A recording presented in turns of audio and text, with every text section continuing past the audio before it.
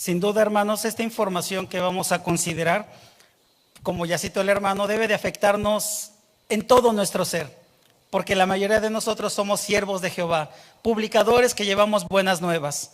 Pero para poder comprender esta información y que verdaderamente surta el efecto positivo en nosotros, necesitamos contestar estas tres preguntas. ¿Por qué? ¿Dónde y cómo? De acuerdo a la norma de Jehová de ir y hacer discípulos.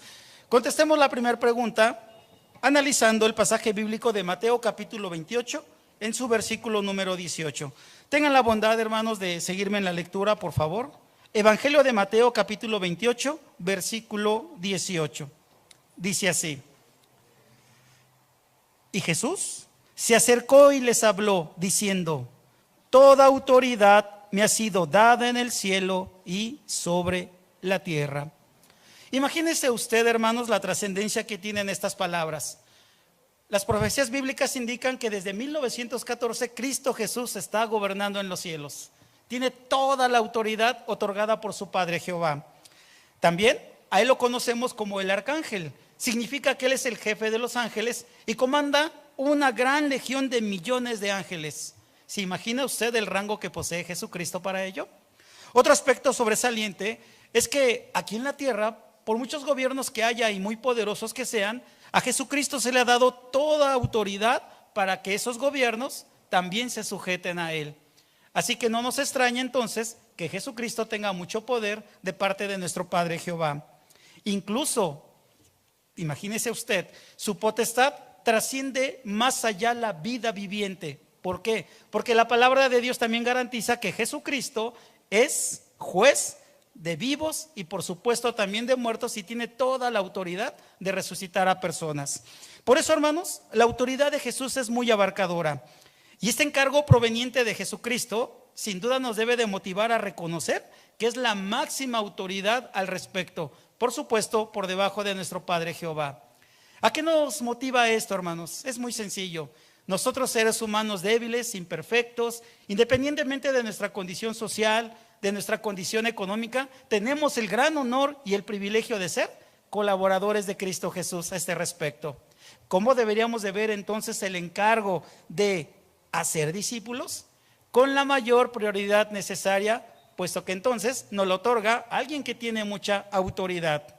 ¿Qué podemos decir ahora, hermanos, del segundo aspecto? ¿Dónde? Bueno, Mateo capítulo 28, versículo 19, nos da la siguiente exhortación.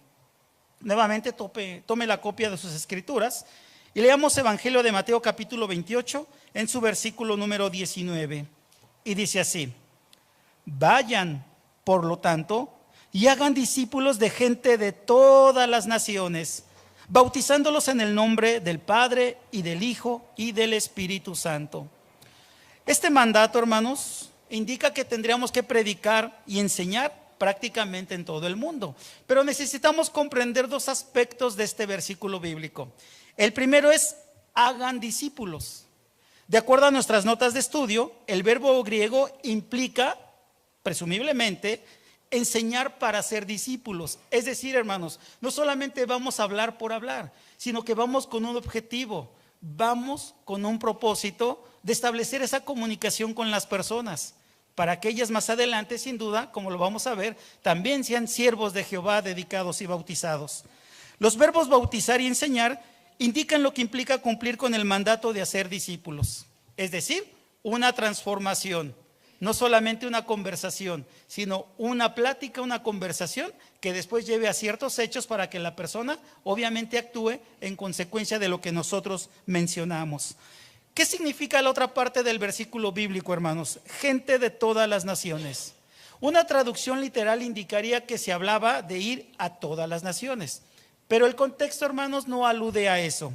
Más bien, el texto en griego que utiliza la expresión bautizándolos incluye un pronombre, que son ellos, en género masculino, que se usa para referirse a personas y no a naciones, que entonces en griego sería un sustantivo neutro. ¿Por qué es tan interesante esto para nosotros? Como lo fue para los primeros discípulos del siglo I. Muy sencillo. Este mandato de ir a enseñar a gente de todas las naciones, para ellos era nuevo. Era nuevo en el sentido de que, si ustedes recuerdan, en Jerusalén estaba el templo. Entonces, todas las personas que eran judíos y los que no eran judíos y que venían a adorar a Jehová en su templo, tenían que trasladarse de otros países, precisamente a Jerusalén. Pero ahora sería al revés, hermanos. Los judíos tendrían que ir a buscar a esas personas en donde se encontraran para que ellos también aprovecharan al máximo el conocimiento dador de vida. ¿No le recuerda a usted esto? La importancia que tiene nuestros hermanos misioneros, precursores especiales, que se desgastan por ir a otros países a predicar las buenas nuevas, a pesar de que haya condiciones que quizás no conozcan o situaciones en las cuales aparentemente pudieran no vivirlas. Es correcto entonces pensar que en nuestras oraciones estos hermanos tienen que estar, porque ellos están haciendo esa hermosa labor. Pasemos a la última pregunta por contestar: ¿cómo hacerlo? Y cómo esto nos envuelve a cada uno de nosotros. Vamos a leerlo por favor aquí en Mateo, capítulo 28, versículo número 20. Tome nuevamente la copia de sus escrituras y acompáñeme por favor en su lectura. Dice así: enseñándoles a observar todas las cosas que yo les he mandado. Y miren, estoy con ustedes todos los días hasta la conclusión del sistema de cosas. Debemos conocer, hermanos, perfectamente lo que implica este mandamiento. Bueno, la palabra enseñándoles, pudiéramos decirle que al utilizar una palabra griega, se traduce como, la palabra que se utiliza como enseñar, implica instruir, implica explicar, dar argumentos y mostrar pruebas. En las imágenes que tenemos de nuestra guía de actividades, hermanos, ¿qué nos recuerda estas escenas? Que primero obviamente nosotros establecemos un contacto con la persona, y ya que tenemos ese contacto y logramos establecer una conversación, volvemos a visitarla mediante revisita. Y después, hermanos, ¿qué sucede? Empezamos a enseñarle la palabra de Dios para que ella empiece a hacer los cambios y ajustes necesarios para adaptarse a las normas de Jehová. También el enseñarlos a observar todas las cosas es un proceso continuo, hermanos. ¿Cuántos de nosotros no lo vivimos? Un proceso que quizás, hermanos, signifique tiempo, signifique esfuerzo, signifique abnegación, como lo hicieron nuestros hermanos que nos condujeron a nosotros a estudio. Por lo tanto, hermanos, ¿qué tendríamos que hacer en este aspecto? Bueno, aplica 3 facetas. Transmitir las enseñanzas de Jesús, ya lo vimos a través de un estudio bíblico concienzudo. También enseñarles a ponerlas en práctica, porque el conocimiento nos permite tener un entendimiento, y ya que tenemos el entendimiento nos lleva a la sabiduría práctica. Eso es lo que precisamente queremos llevarle a las personas mediante esta exhortación que nos dio Jesucristo de ir y hacer discípulos.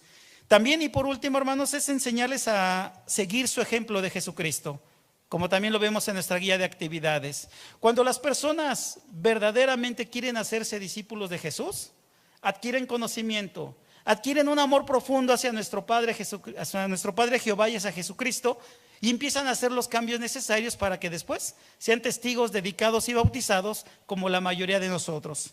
Por lo tanto, hermanos, que nuestros esfuerzos por cumplir la instrucción de vayan y hagan discípulos verdaderamente se vea reflejada en el trabajo arduo, en el trabajo que motive a hacer un esfuerzo necesario para llegar a todas aquellas personas que también merecen el amor, merecen la ternura y por supuesto la consideración de vida eterna de nuestro Padre Jehová.